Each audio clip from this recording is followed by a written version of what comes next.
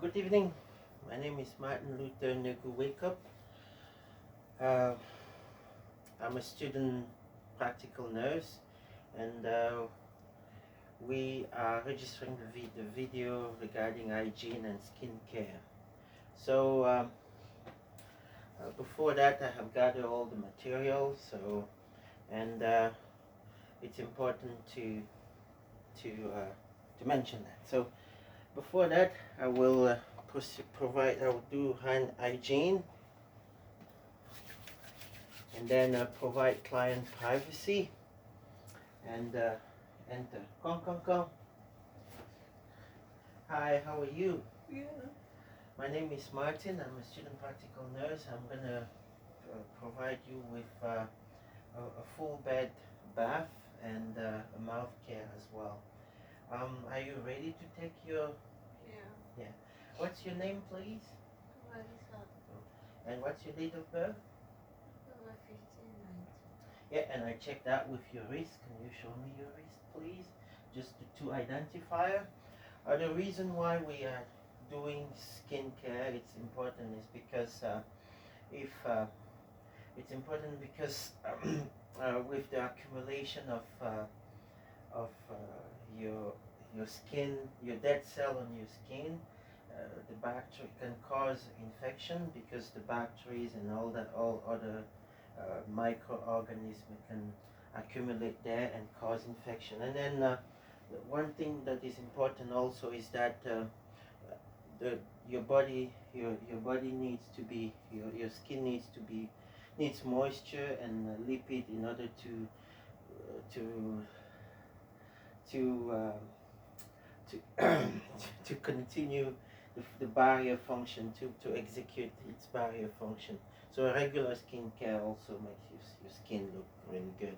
So we did the patient identifier. I have my water here with 37 degree. So do you need to void before we start? No. And then I will adjust the bed to my comfortable level and remove one of the side barrier of the bed down, and then we can proceed. But before that, I'm gonna wear gloves as well. So I will wear gloves quickly.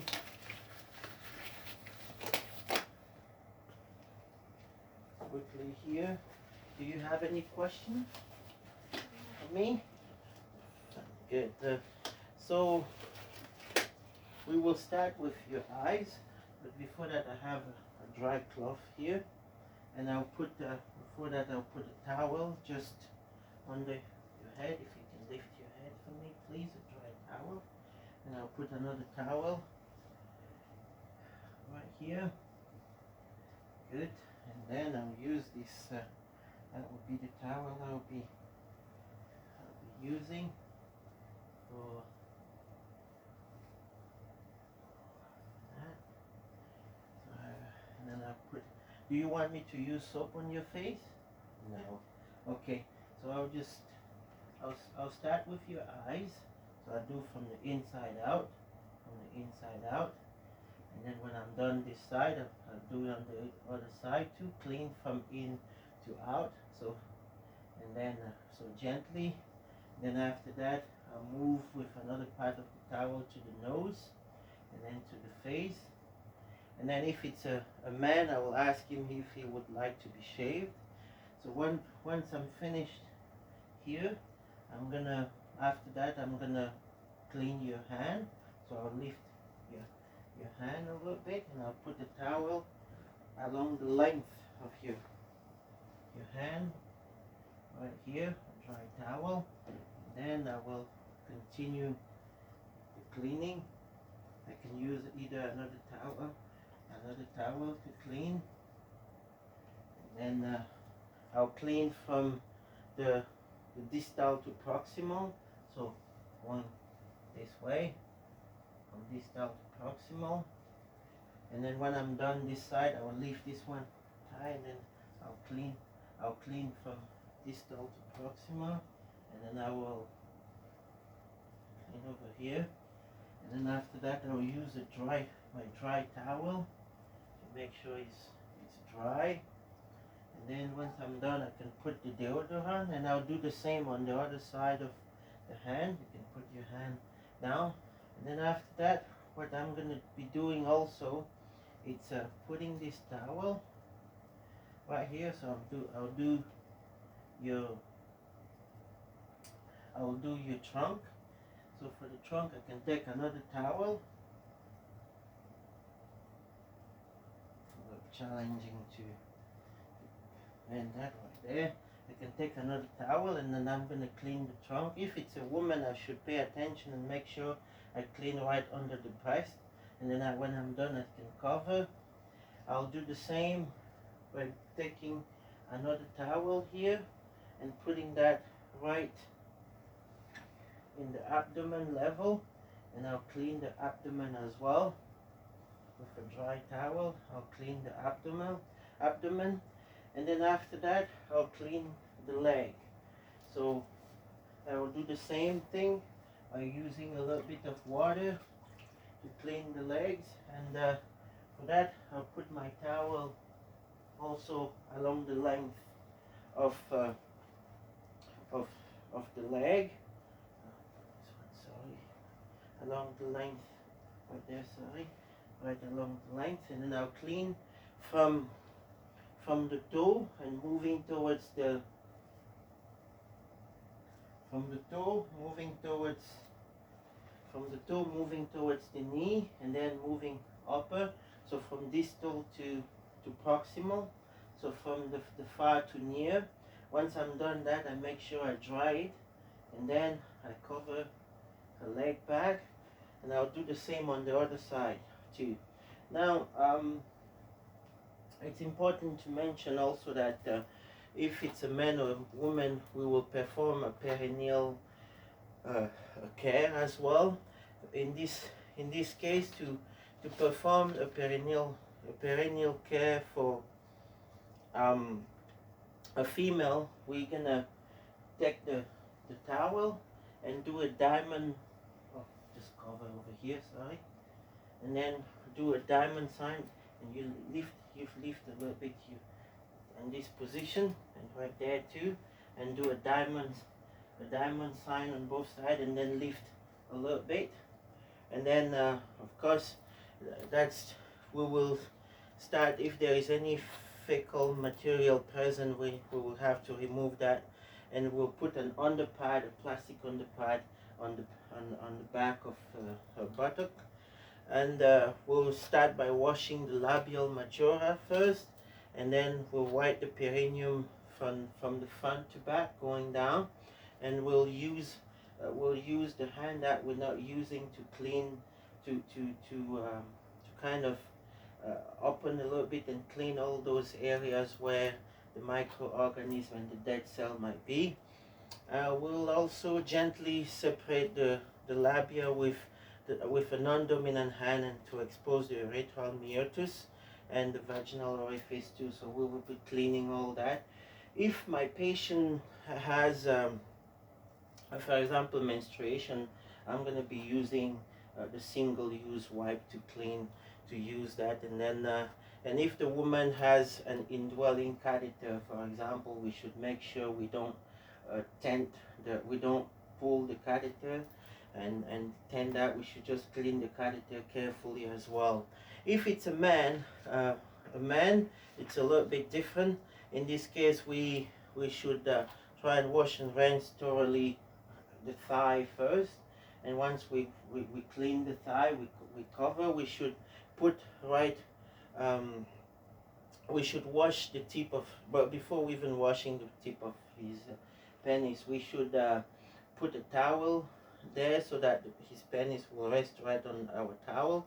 Then we'll take the towel and clean the tip of his penis, starting from with a circular movement, and moving from the orifice out, from the urethra out, and then after that we'll clean the shaft as well of the penis.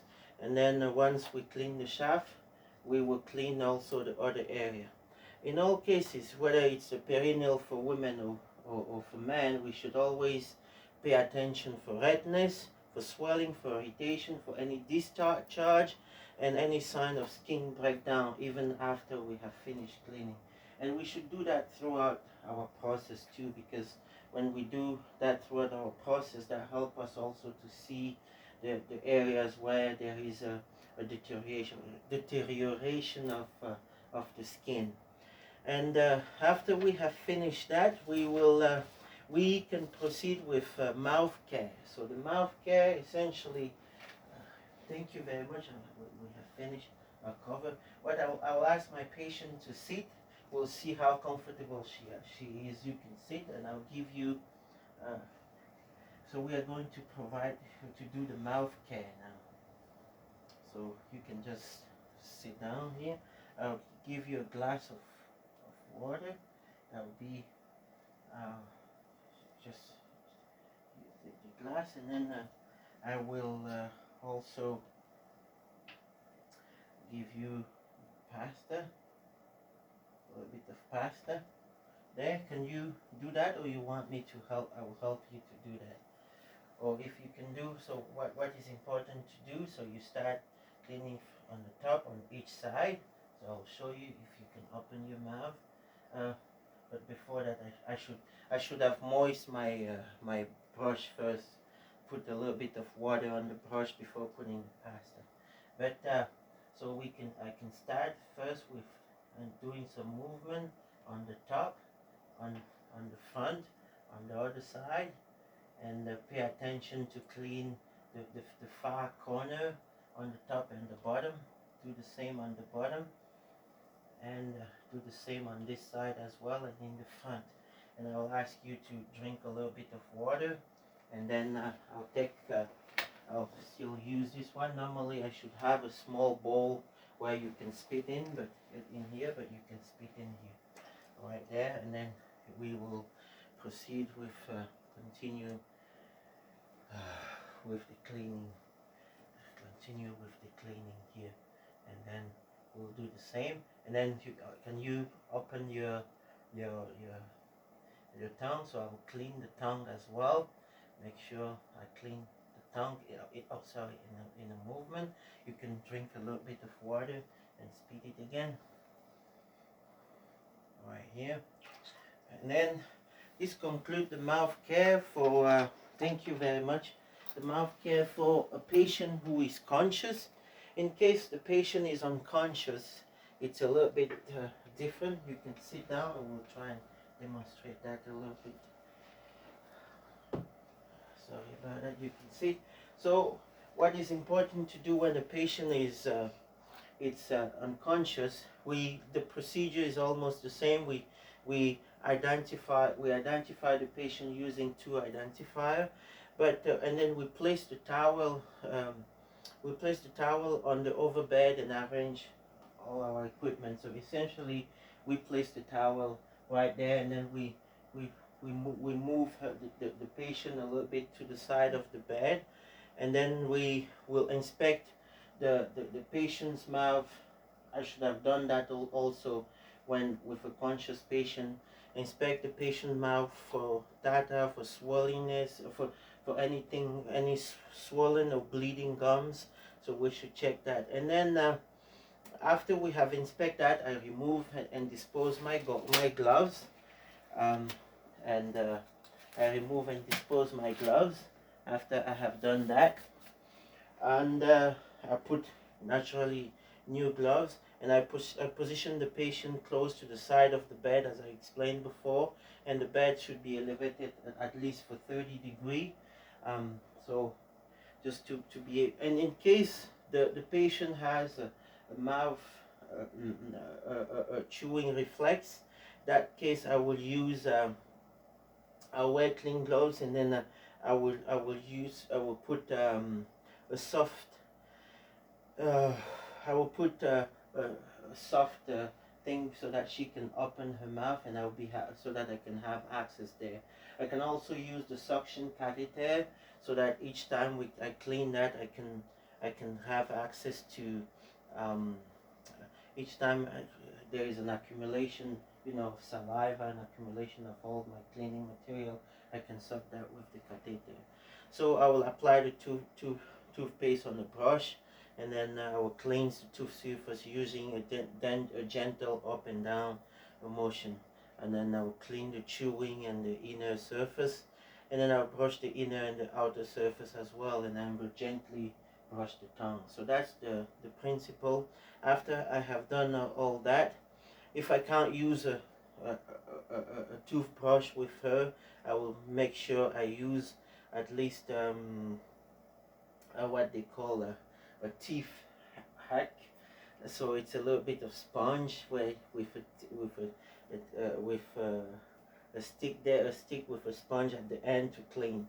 So I can do that, and after I have done that, I will put back the patient on a normal position, and then raise the bed, and yeah, and then I will dispose all the material that I have, and document that. In each time we finish our demonstration, we have to document if we have seen something abnormal. So I will replace at the place to call light. I will raise the bed at the end, and I will also dispose all the supplies and material, as I said, and then I'll perform the hand hygiene again at the end of my demonstration.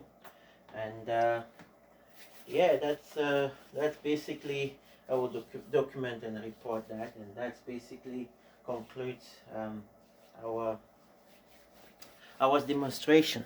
Thank you very much.